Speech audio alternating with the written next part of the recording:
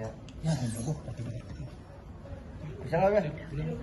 Ya, ya mungkin Kacut tadi sama ini boleh ceritain di series Samuel ini pernah sebagai siapa? Dari tadi dulu. Aku Fadil terus aku di sini meranin Samuelnya. Aku mamanya Samuel, Kiara. Oke, kalau ini Kalau aku di sini sebagai Raska. Oke. Ini series udah tayang udah tayang atau belum sih atau apa? Udah tayang. Sudah. Nah, gimana sambutan di sosial media setelah series tayang mungkin? So far aku lihat dari mention itu udah lagi rame sekarang. Tapi aku belum sempat buka sosmed yang lainnya, belum sempat cek lagi sih gimana. Udah buka belum? Sebenarnya sih Samuel ini kalau aku lihat dari kita masih mulai syuting gitu ya, terus dikasih kayak space dikit sama Wikipedia, itu benar-benar yang penggemarnya tuh banyak gitu loh, maksudnya yang likes banyak, setiap muncul di sosmed, nggak tahu ya mungkin mereka idola masa kini ya. Fadil terus Razan. Gitu, jadi pas kemarin ini tayang juga feedbacknya dari mereka juga kayak luar biasa gitu loh, bener-bener yang kayak memang ditunggu-tunggu, dan aku ngeliatnya oh sampai segininya ya gitu, maksudnya emang antusiasnya kita seneng ya. Kalau dari Emil gimana ingatnya? Kalau dari aku ya hampir sama, tapi emang sejauh ini yang aku lihat di sosmed semuanya responnya lumayan positif sih, kayak sesuai ekspektasi lah.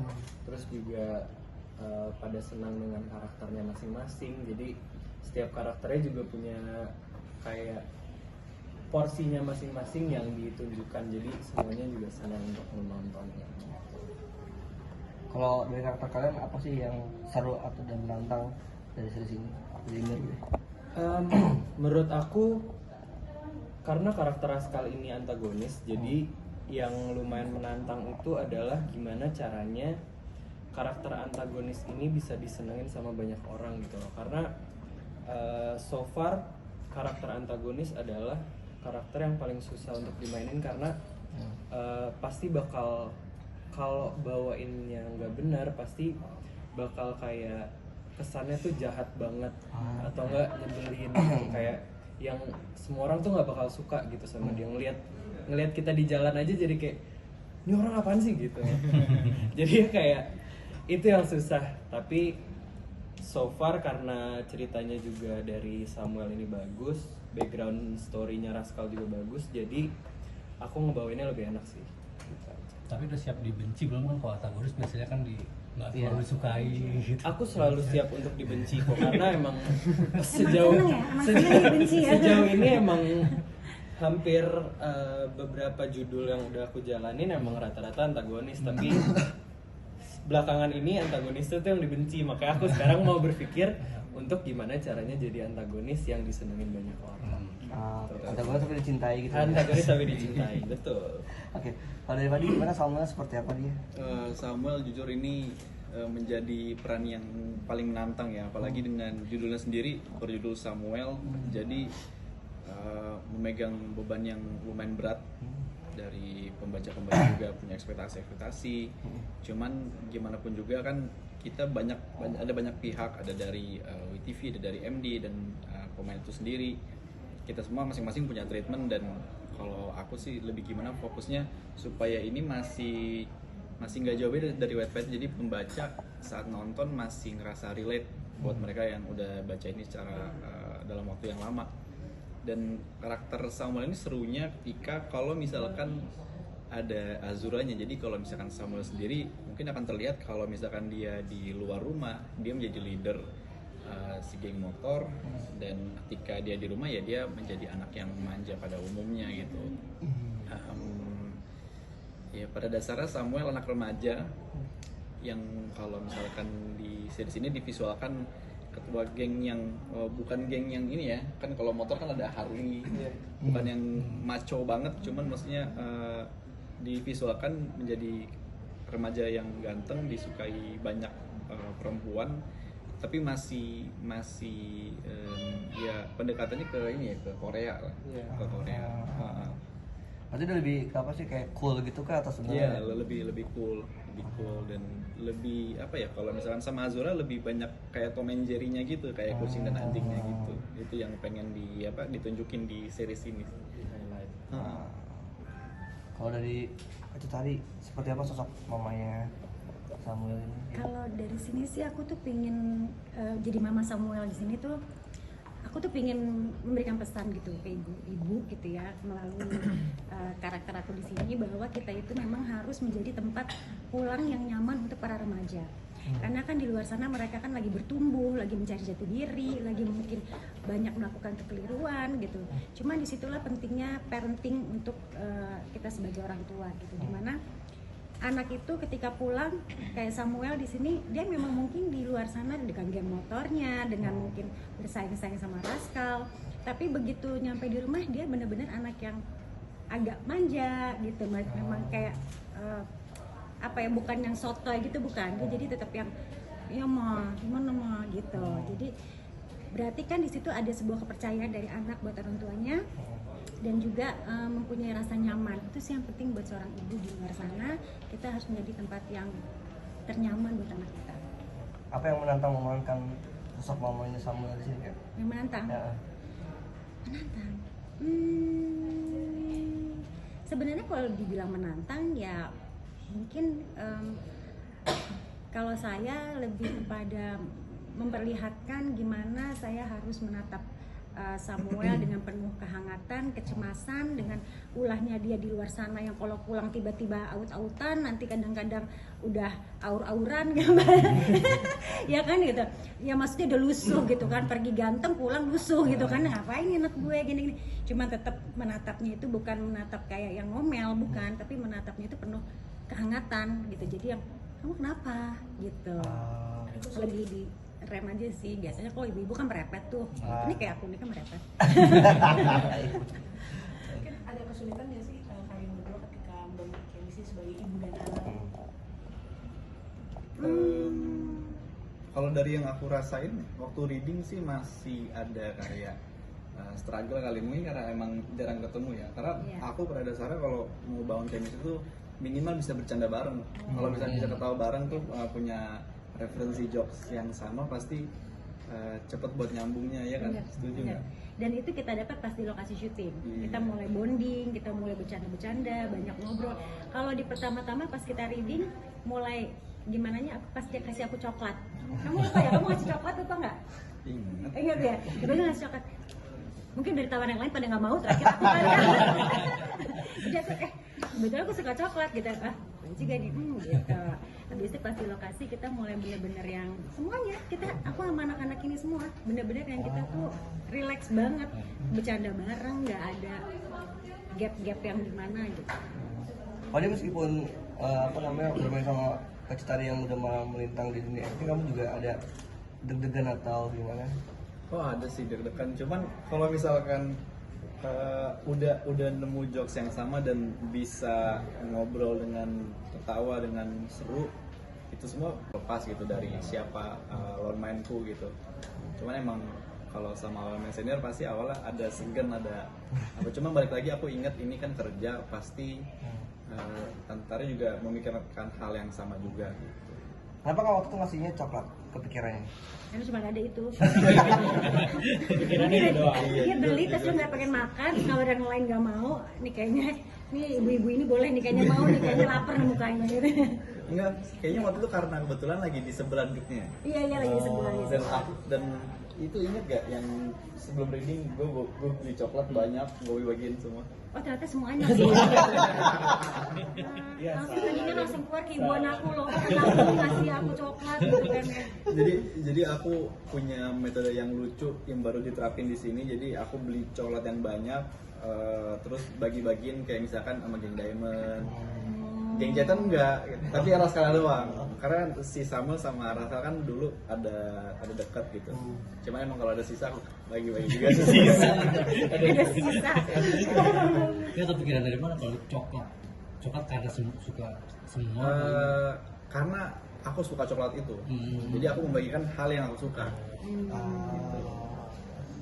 Kalau misalkan Emir sama tadi gimana kan ini kesannya sebuah musuh berarti kayaknya kan? Tapi juga di luar front pasti kan juga pertemuan itu tektokannya gimana, genjanya gimana? Kalau dari sisi aku sih, karena emang kita udah kenal lama banget ya, udah lumayan kayak 3 tahun 4 tahunan, jadi emang udah dekat. Nah makanya pas didapat peran rival ini lumayan gampang karena kitanya udah dekat. Jadi misalnya di set nih, walaupun kita scene berantem, tapi kita tetap kayak bercanda-bercanda sama semuanya juga kita udah kayak keluarga lah bareng gitu. Kalau sama Emir udah bisa dibilang autopilot aja gitu. Jadi dikerjain pas reading, pas syuting ya udah kayak main aja. Betul. Jadi kalau lagi off cam kita bisa ketawa-ketawa, udah mau standby kita udah mau serius, action. Makasih tadi susah nggak masuk ke geng-geng anak-anak ini kan Gen Z semua rata-rata nih? Ternyata enggak. Oh enggak? Iya, ternyata enggak gitu. Maksudnya jadi aku benar-benar yang kayak, jadi gini loh, syuting sama mereka itu tuh harusnya kan gini, gap kita kan jauh sekali ya gitu. Nah secara umur dan generasi di dunia entertainment ini gitu. Pas aku di lokasi gitu ya, maksudnya dan kerja sama mereka, yang aku lihat tuh mereka tuh benar-benar disiplin ya. Dan di saat itu kan bulan puasa ya, pas kita lagi banyak syutingnya itu kan biasanya kan udah ngantuk atau misalnya lapar atau apa, tapi semua itu benar-benar mereka bekerja dengan serius gitu. Dan di situ aku melihat bahwa wah ini orang-orang ini, anak-anak ini bisa menjadi besar nih nanti. Dan saya juga berpikir di dunia hiburan, di dunia entertainment ini udah memang mereka ini adalah orang-orang yang tepat gitu loh. Dimana mereka juga bukan hanya memberikan dedikasinya, tapi mereka memang benar-benar serius walaupun masih muda gitu loh. Ada Coklatnya mana? ada nggak kebiasaan mereka yang Gen Z ini ya akhirnya terinfluence ke Kak Cita selama mungkin di set, misalnya TikTokan mungkin jadi sampai ingat TikTokan mereka belum berhasil. Oh, belum Tadi ya? udah ngajakin nih TikTokan yuk mah ya kan waktu itu kan, aku belum berhasil. Maksudnya aku tuh belum bisa TikTokan soalnya gitu. Ini Fadi ini kan di sini kan karakternya serius ya, apa kan bukan serius, maksudnya yang gitu ya. Tapi ini mereka berdua TikTokan mulu sama Saski nih. Ya kan? Kenapa nggak ikutan? Masih kaku kah badannya atau gimana kalau diajarin sama mereka? Lebih ketahui diri aja sih. Bukan usianya gitu. Berarti ada nggak yang kebiasaan-kebiasaan atau keseruan-keseruan Gen Z yang akhirnya ke bawah sama Kak Cita di luar set? Kebiasaan-kebiasaan mereka. Atau keseruan-keseruan ngapain mungkin? Yang aku suka itu kalau di zaman dulu ya, maksudnya gini, itu selalu ada gimana ya ngomongnya ya? Enggak jadi deh. Aku salah ngomong. Intinya sih yang pasti yang mereka berhasil menginfluence aku adalah, ini aku jujur ya, betapa mereka memiliki energi yang positif dan itu rata, nggak ada tuh salah satunya yang ada yang nyebelin atau negatif gitu. Dan itu sangat membuat aura positif di lingkungan kerja tuh benar-benar bikin kita tuh nyaman banget gitu. Sama-sama itu sih, jadi kita sama-sama seru-seruan ya. Betul. Kalau Fadi dan Emir ada yang bisa dipelajari nggak selama syuting sama Kak Cutari? Ada lah matematika. Apa ya yang kita pelajari? Kemarin salah satunya sempat aku dikasih tahu sama Tari kalau misalkan ada scene yang emosi yang besar gitu, jadi dari datangnya udah difokusin ke sana gitu, nggak bercanda atau apa. Tapi kalau yang lainnya apa ya yang kita pelajari? Banyak banget. Cuman kita nggak bisa ceritain di sini. Aman. Cari aman dia. Bercanda aja kita.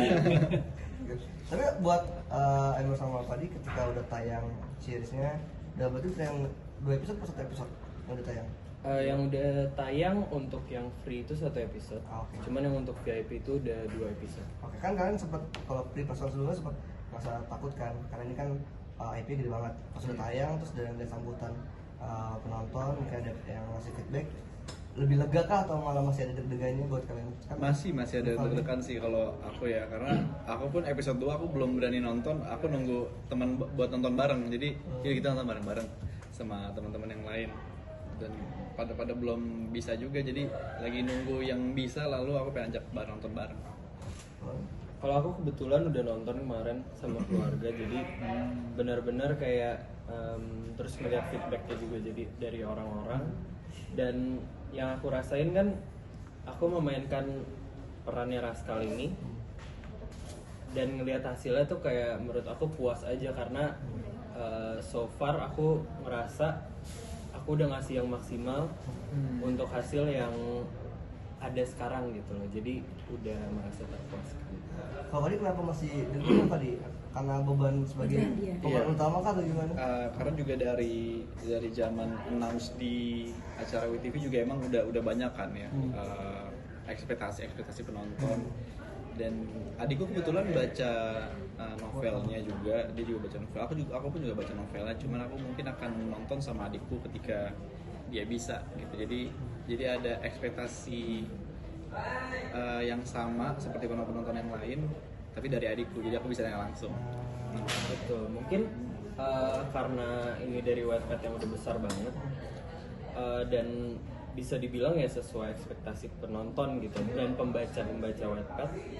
Tapi ya so far selama aku reading dan aku baca Wattpadnya itu gak semuanya sama, tapi kita tarik garis benang yang lurus itu sama semua. Jadi mungkin ada perubahan-perubahan yang lebih relate ke dunia nyata gitu, yang kita tumpahkan ke layar. Tapi kalau aku lihat menurut aku ya, maksudnya tokoh Samuel itu tuh tepat banget buat Fadi. Karena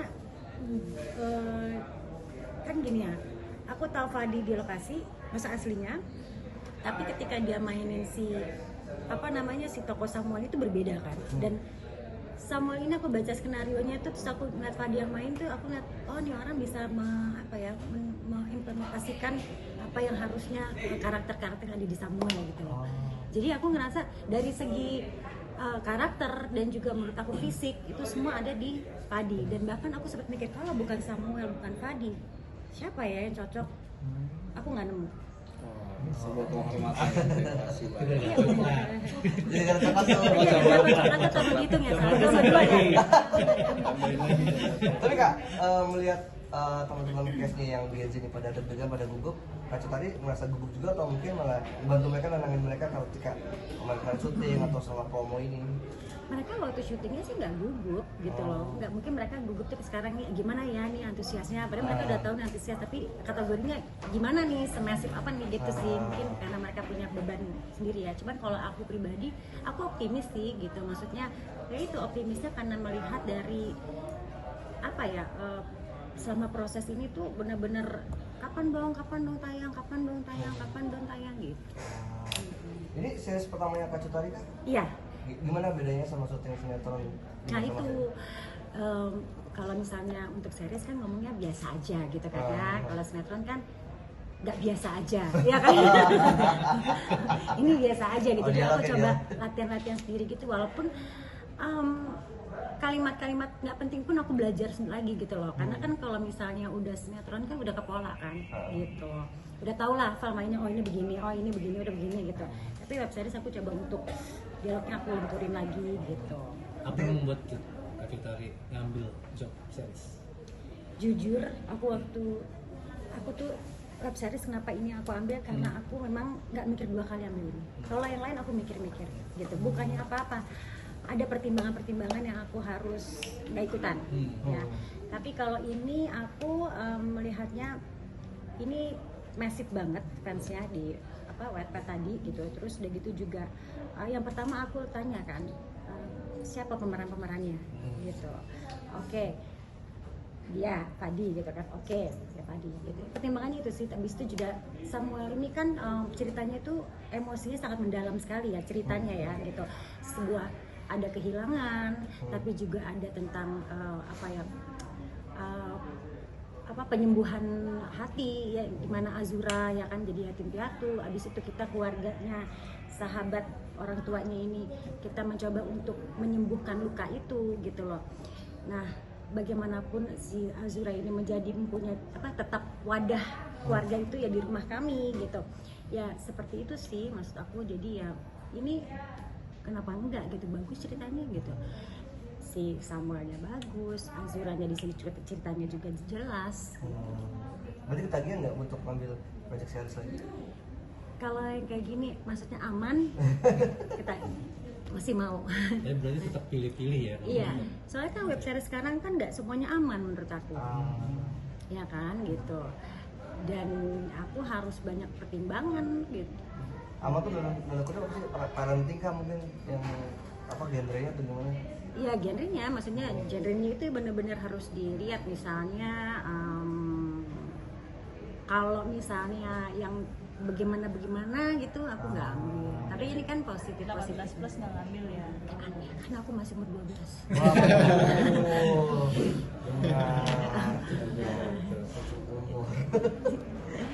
Lagi tuh nih. Buat tadi mungkin udah ada belum sih yang manggil di luar kayak BBL gitu? Nah, semenjak special screening kemarin banyak yang manggil BBL, cuman kemarin lagi jarang keluar rumah, dan kalaupun keluar rumah aku sangat menutup diri. Jadi Batman. jadi nggak belum ketemu followers di luar, jadi belum ada panggilan BBL lagi semenjak screening itu. Mungkin nanti saat kan hari ini kita ada meet and greet ya, dan itu mungkin ada panggilan BBL. Mungkin respon kamu kayak gimana nanti kalau misalkan banyak orang yang notice kamu tuh kayak BBL?